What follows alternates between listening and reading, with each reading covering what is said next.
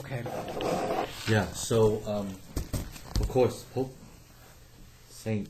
John Paul II inspired a lot of generation, a lot of priests in my generation. I'm his generation of priests. So when I was in the seminary, I started doing Holy Hour every day at 3 o'clock in the afternoon. When did you get ordained? What year? 1991. Oh, okay. Yeah, Okay. 1991 is when I was ordained. I entered the seminary in 1980, 83, 84, something, 84. And so I got into the practice of Holy Hour every day at 3 o'clock. And I've been doing that all those years in the seminary, and when I became a priest, I continued to do that. And that's kind of the anchor of my prayer life, Holy Hour every day. So it starts with me personally. And when I went to St. Vincent de Paul, that was my second assignment as a priest. So I was a priest for 4 years. And I was doing my Holy Hour every day. So that was like 95 or 96 that you went to? 95. Yeah, 95. I was at St. Vincent de Paul from 95 to 99. Okay. And so 4 years I was there. I was, again, as a priest, doing Holy Hour every day. And when I left, when I was reassigned to Blessed Sacrament from St. Vincent de Paul, Father Jerome asked me, he said, the parishioners want to give you a gift for a going away gift. What would you want? So I can tell the people. And of course they were thinking of, statue. Yes, something like that. And they did get me. In fact, that is what they gave me. Oh, the prodigal son? In terms of the material gift. Ah, okay. So they got me that. Because they asked me, if you give you something religious, what would you do? So I said two things. So the one is, if you're going to give me a religious image, that's what I want. So they got that for me. And the second thing I said to Father Jerome is that, it would be a great gift for me if we start Eucharistic Adoration here at St. Vincent de Paul. St. Vincent de Paul.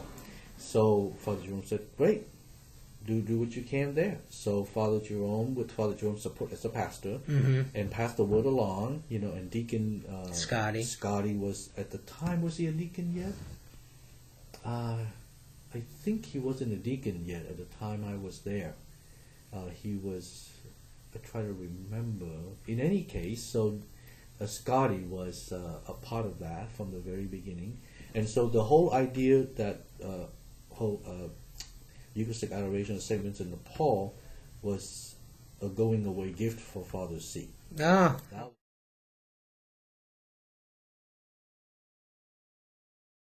Informing me and saying, this is how it's going, and so from then I kept hearing people from St. Vincent de Paul along the way and say, Father, we're doing Holy Hour and it was for you, and of course there's a priest that has personal devotion to Eucharistic Adoration. There's no greater gift. Yeah, that's so cool because so you didn't actually start it from the point of view of we're going to do this, let's get going. Yep. That was basically Father Jerome and Deacon history. Supporting your request to do that. As a going away gift. Okay. So that was kind of how it started. So I'm over the years as a priest, I will have people come up to me from St. Vincent de Paul and say, oh, I'm doing Holy Hour, thank you. Oh, I have people thanking me. People say, wow, I'm doing Holy Hour and it just changed my life, and thank you for giving us the idea, and all that. So, of course, that's been so Eucharistic Adoration is a part of my own devotion as a priest, as a seminary, as a priest. And everywhere I go, 3 o'clock is my hour, and I shut down. The office knows I'm not available from 3 to 4 because I'm doing adoration. So when I was at... so 3 to 4, since you've been in the seminary, yes, you're going to die on that hour, So that's my practice. Okay. So a lot of people die on their Holy Hour. So at the tribunal, I worked at the tribunal for 6 years, and every day, 3 to 4, I stopped the work. I would go to the chapel at Marywood, and I would do my Holy Hour. So that's my routine. Okay. So it comes from my own devotion, first of all, and then St. Vincent de Paul was the idea of going away gift.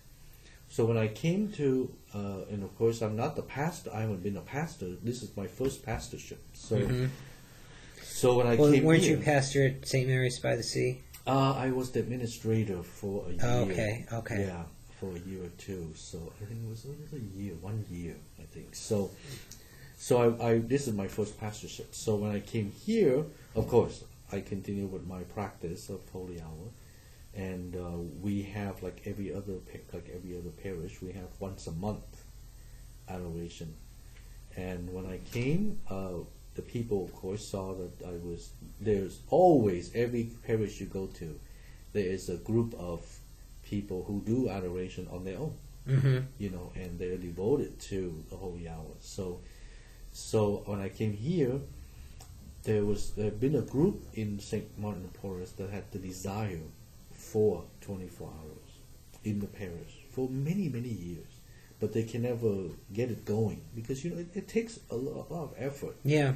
And the number one thing is that it takes the pastor to make the push. So if the pastor is not passionate about it, it's not going to happen because, as you know, it takes a lot of organization, a lot of dedication, a lot of work.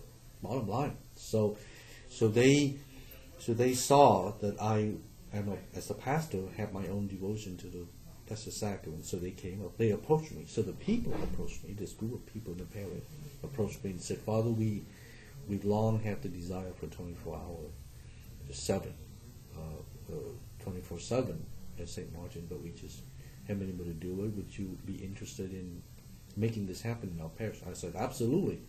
And like Father Jerome, I said, "I don't want to start it until we are well organized, well prepared, things like this." So they formed a committee, and they met and they talked, and I gave them the guidelines of, this is what I want.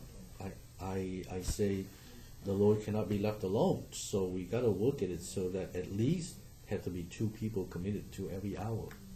And then we have to work through, because of the situation at our parish, we don't have a separate Eucharistic chapel. As you can see, it's kind of like right there by the church. So we have to repose the Blessed Sacrament, and then re-expose after each Mass. If we have Mass, we have to repose the Blessed Sacrament according to liturgical law.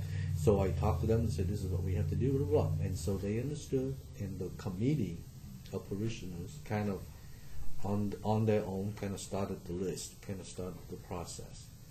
And then they invited the father from, they call, I Missionaries think, of Blessed Sacrament. Yeah. So one of the fathers came to preach at all the Masses one Sunday. Again, this is where the pastor comes in. If the pastor doesn't agree to that, that's not going to happen. You know what I'm saying? So it's the leader. Or even if it happens ongoing, there's no pushing. There's no passion, and the people can sense that. People can sense that. Well, this is not going to go. So I, to me, my observation is it takes a passionate pastor to make it happen, because it's a process. It's a commitment. So we did it. We invited the father. He came. He preached all the Masses, sign ups. And the father has all the. And before that, we have to prepare the what do you call that? The schedule, all the hours with the slots, and all of that has to be done. So that's how we kind of proceeded. And then the next thing we know is I said, so the father came. I said, we won't start until every slot is filled with 2 people signing up. And so they did it, and then they said to me, "Father, we're ready by Ash Wednesday." So that's this Ash Wednesday we had started. So the reality of it is, of course, because we're so new at this has only been since Ash Wednesday, really, the season of Lent. So it's been 4 weeks, right? 5 weeks, really. We've been doing 24/7. That we are still in the process of, as you know, anything like this, we have to kind of tighten things up, making sure that the hour is covered, all of that. Mm-hmm. So we have people coming and sign, and then every day the committee would check and see what slot has been vacant, who's not there, who's there, to cut, So the way I see it, it will take us a year to have things really settle down, and it will take us every year to renew, and I see it as an ongoing thing in the parish. So I'm so blessed I feel that and tell the people feel that this is a great blessing for the parish, because the way I see it is that here at St. Martin de Porres, God is adored every minute of the day, 24 hours. So when we as a community is at Mass, then we are adoring Him in the Eucharist, in the sacrament of the Eucharist. But when we don't have Mass, He's being adored by someone from the parish. So I tell my parishioners that, how awesome is that, where at our parish, even though you're busy, you're doing your work, you're going to work, you have to do your housework, house chores, you forget to pray, whatever, somebody is praying on your behalf, 24/7. It just, I know that God is pleased. I know that we're going to be blessed. So that's kind of where we are, and so I'm just very thankful.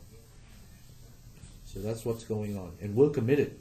We're committed to, 24/7. We're gonna, as I said, we've only been 5 weeks now, so constant massaging, constant contacting. It's a 24-hour job too for the committee to take their turn to look at the list and make sure everybody is, committed. Yeah. Yeah. So, and we still have to, and we already talked about, and they already have 2 meetings since we started, just to communicate. So it takes a committee of 5-6 people, committed people, to work on this, and it takes the pastor who is passionate about it and pushes it.